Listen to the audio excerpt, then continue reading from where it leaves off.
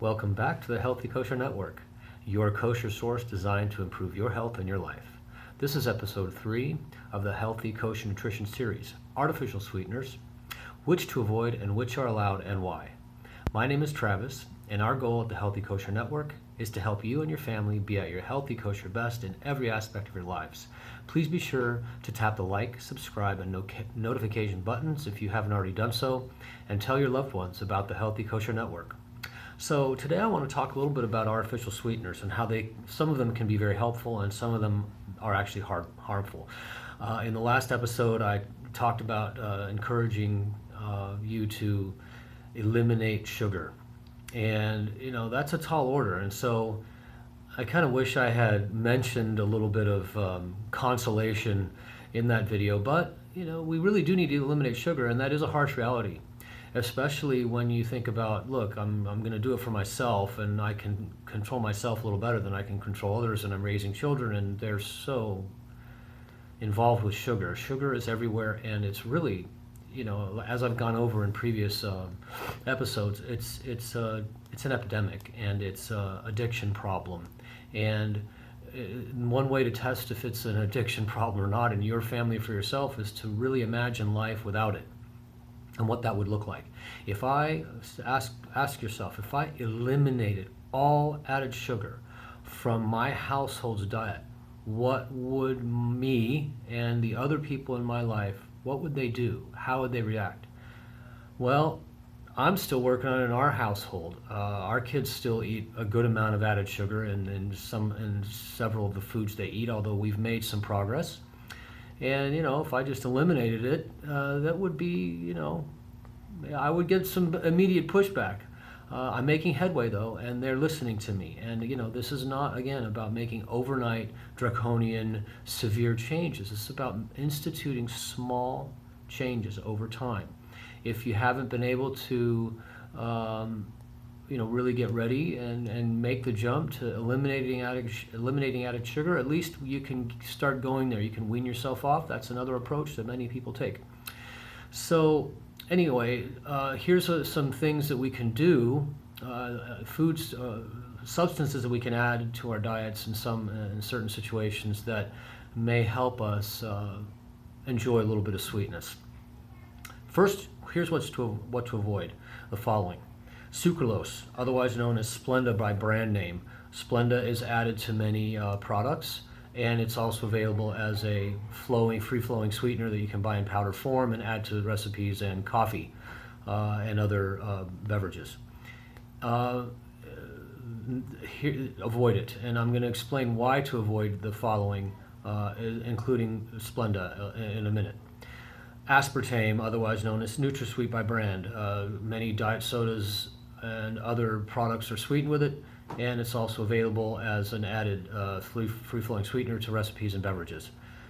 There's another one called, not as well known, acesulfame potassium, which is found in some sodas and and it's also available in free-flowing powder form to add to recipes, but that's not very common.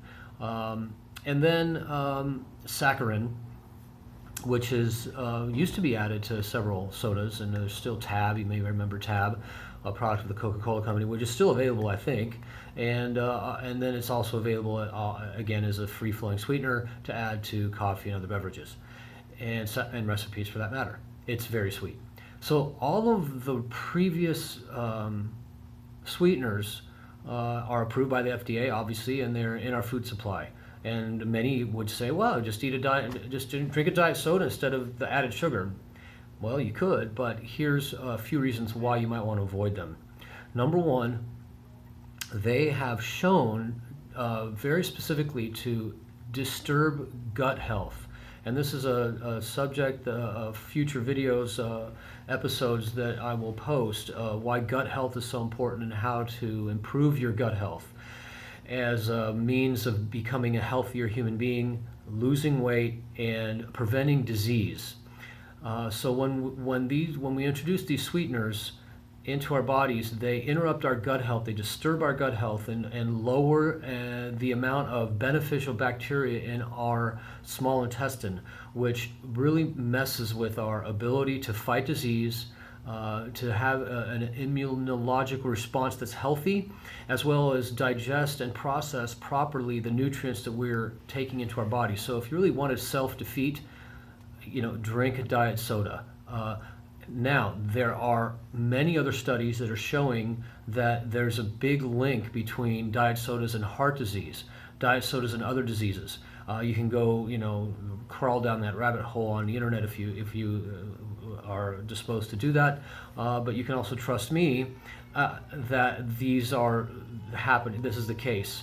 The other thing is that it seems to be that when we drink an abundance of these, the previous artificial sweeteners, that we are psychologically setting ourselves up to failure because our bodies seem to perceive that we've consumed something nutritive, but we haven't. So there's some psychological studies that have been shown to increase our appetite overall because we're drinking these artificial sweeteners in quantity. So alternatively, there are several sweeteners that one can use that will not present the same dietary concerns that I want to encourage you to try. Number one is stevia. Stevia is a free-flowing natural sweetener that one can add to their coffee or other recipes. I happen to not like it very much. It creates a kind of a bitter aftertaste. I think it kind of sells itself to me as something sweet when I first drink it, and then when I've had a chance to consider what I just took in, it comes off as bitter. So I don't use it. And personally, in my coffee, in my morning coffee, and any time I drink coffee, frequently I've found coffees that with a little bit of half and half or heavy cream, they don't need any additional sweetening. And maybe I'll go over some product recommendations in another video. However, there's another one that I've really grown fond of called erythritol. Erythritol has like a cooling taste on the tongue, but it has a mildly sweet taste, and I'll add a little bit of it to certain coffees, and I really, really like the taste of it. I've also learned to add some of it to certain recipes, which I've really gotten a lot of bang for the buck on, giving me kind of some sweet solace, a little bit of consolation and rewarding myself when I have eaten well over a period of time. There's another one called monk fruit. I haven't tried it, I haven't used it, and monk fruit extract. I haven't worked with it, but I've heard that it kind of has some aftertaste effects as well, but it also is recommended as a sweetener. Then there's xylitol. Xylitol has a mild glycemic bump, so use it sparingly, and glycemic index is something we'll also get into in another video. You can also look it up. And so that one is one to use sparingly.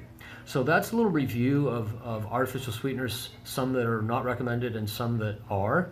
Stevia and erythritol, I have trouble pronouncing that, erythritol are the two that I will jump behind, and encourage you that if you want a sweet fix and you just can't get over eliminating all sweeteners altogether, those are the two that I would recommend. So thank you for watching.